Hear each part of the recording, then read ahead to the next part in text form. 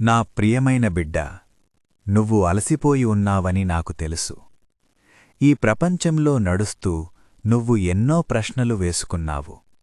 ఎందుకు ఇలా జరుగుతోంది? నేను తప్పు చేశానా? దేవుడు నన్ను మరిచిపోయాడా అని. కాని విను, నేను నిన్ను ఎప్పుడూ మరిచిపోలేదు. నీ నడకను నేను చూస్తున్నాను. నువ్వు ఒంటరిగా ఉన్నానని అనుకున్న ప్రతి క్షణంలోనూ నేను నీ పక్కనే ఉన్నాను.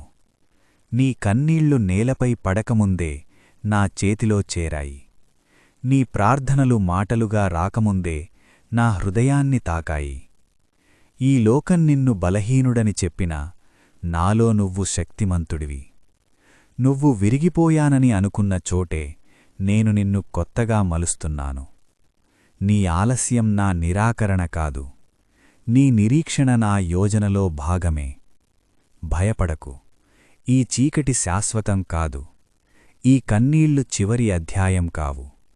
నీ జీవితం ఇంకా పూర్తవ్వలేదు. నేను మొదలుపెట్టిన పనిని నేనే పూర్తి చేస్తాను. నువ్వు తల వంచినప్పుడు ఆకాశం నీకోసం కదులుతోంది. నువ్వు నిశ్శబ్దంగా ఏడ్చినప్పుడు నేను నీకోసం పోరాడుతున్నాను. నీ బలం తగ్గినప్పుడు నా కృప ఎక్కువగా ప్రవహిస్తోంది. ఈరోజు నిన్ను గాయపరిచిన మాటలు రేపు నీ సాక్ష్యంగా మారతాయి. ఈరోజు నిన్ను కుంగదీసిన పరిస్థితులు రేపు నీ విజయానికి మెట్లవుతాయి.